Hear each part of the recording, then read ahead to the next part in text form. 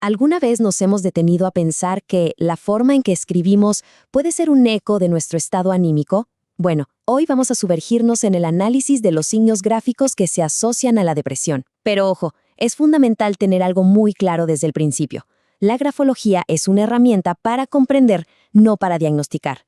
Para quienes estudian esta disciplina, ya sea como terapeutas en recursos humanos o incluso como peritos, esto es una guía para observar patrones, nunca para poner una etiqueta definitiva.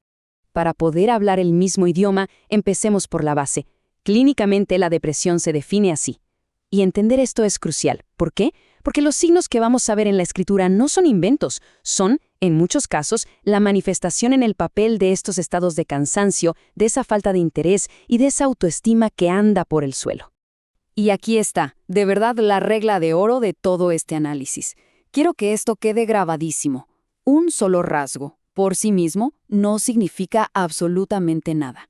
Hablamos de un síndrome grafológico, es decir, una constelación de signos que solo cuando aparecen juntos empiezan a pintar un cuadro coherente. Buscar un único signo es el error más común, y la verdad, el más peligroso. Lo que nos importa es el patrón general. Muy bien, vamos a meternos de lleno. Esta será nuestra hoja de ruta. Primero, vamos a reforzar esta idea del síndrome. Luego analizaremos el ambiente de la escritura, es decir, el espacio. De ahí pasaremos a la lupa, al detalle de las letras, y cerraremos con el gesto, con la pura energía del trazo. Empecemos por el ambiente.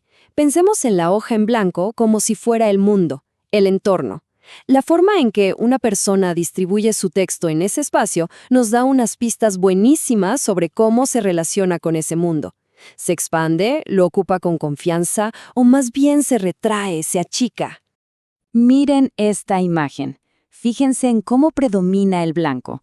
Cuando vemos estos grandes vacíos, sobre todo en el margen derecho, que en grafología simboliza el futuro, el contacto con los demás, podemos empezar a pensar en una tendencia a la introversión, un repliegue sobre sí mismo, como si le diera la espalda a la interacción social.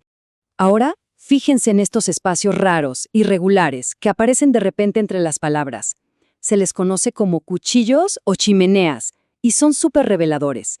Indican como un bloqueo en el flujo del pensamiento. Es como si la persona estuviera escribiendo y de pronto, ¡pum!, se detuviera, quizás paralizada por la angustia o la indecisión. Es una duda que se puede ver. El desorden en la página casi siempre va de la mano con un desorden interno. Esto es un ejemplo clarísimo de confusión de ideas, de falta de claridad en las metas. A veces también refleja una impulsividad que hace difícil organizar no solo las ideas, sino la vida diaria en general. Pasemos a los márgenes. Por un lado, a la izquierda, cuando el margen casi no existe o se va haciendo más pequeño, nos habla de un apego al pasado, a lo conocido, a la figura materna, una necesidad de protección. Y por el otro, a la derecha, un margen que se hace cada vez más grande nos muestra un temor a avanzar, a enfrentar el futuro y a conocer gente nueva. Son como dos caras de la misma moneda, el repliegue. Bien, ya vimos el panorama general. Ahora vamos a acercar la lupa y a meternos en el detalle de las formas. La manera en que construimos cada letra es como un pequeño autorretrato inconsciente.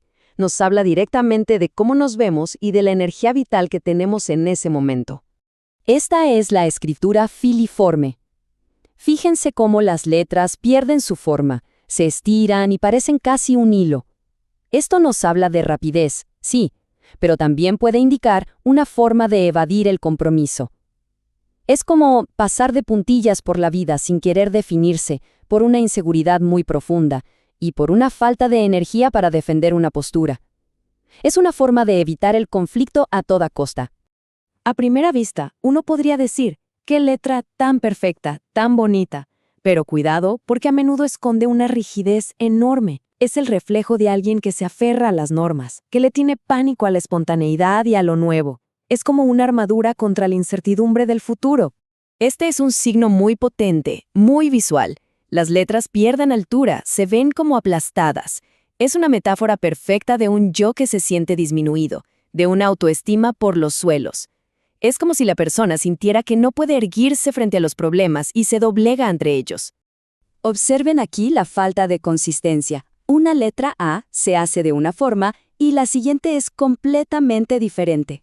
Esta variabilidad es un reflejo directo de inestabilidad interna, de falta de perseverancia, de un torbellino emocional que no permite mantener una conducta coherente.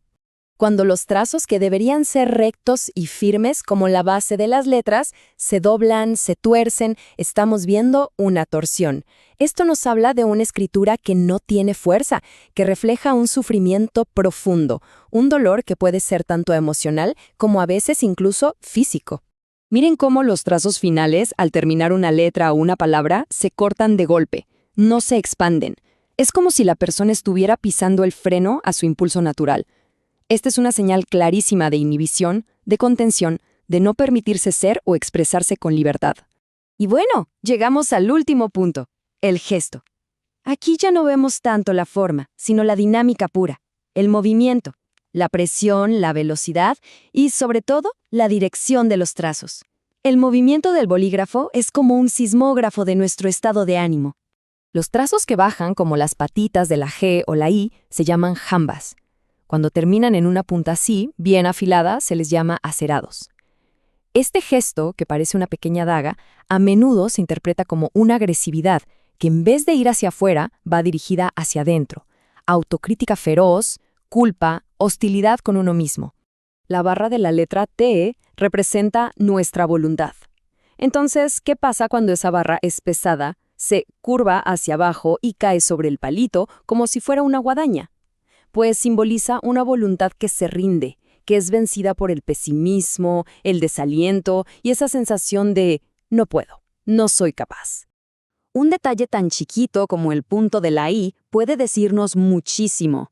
Cuando el punto cae o está muy atrás o es impreciso, a menudo es una señal de fatiga, de agotamiento. La falta de energía se traduce en una falta de precisión, incluso en los gestos más pequeños. Este es quizás uno de los signos más conocidos, la dirección de las líneas que va cayendo, indicando decaimiento. Pero aquí hay un matiz súper interesante. Si toda la línea va para abajo, el estado de ánimo es evidente. Pero si la línea se mantiene más o menos recta y solo las últimas palabras caen, eso podría indicar un esfuerzo por mantener las apariencias, por disimular cómo se siente realmente. Y es muy importante no confundir una línea que desciende con una línea sinuosa que sube y baja. Esta última no nos habla tanto de un estado depresivo constante, sino más bien de inestabilidad, de una montaña rusa emocional con altibajos que pueden pasar incluso a lo largo de un solo día. Perfecto, ya vimos un montón de piezas sueltas. ¿Y ahora qué? La pregunta del millón es, ¿cómo juntamos todo esto? ¿Cómo armamos el rompecabezas para que tenga sentido? Pues, recordemos, la clave es la síntesis. No buscamos un signo, buscamos un patrón coherente que nos cuente una historia. Resumiendo, el manejo del espacio nos puede hablar de un retiro del mundo, la forma de las letras de una autoimagen debilitada, el movimiento de una falta de energía y la inconsistencia de una agitación interna. Es cuando muchos de estos elementos aparecen juntos que podemos, con cautela, formular una hipótesis. Y para terminar, quiero dejar una reflexión en el aire. Cada vez que tenemos un escrito en nuestras manos, recordemos que no estamos viendo solo trazos en un papel. Potencialmente, estamos viendo el eco gráfico de una experiencia humana, a veces muy profunda y dolorosa. La pregunta es, ¿sabemos escucharlo con la atención, la ética y el respeto que merece?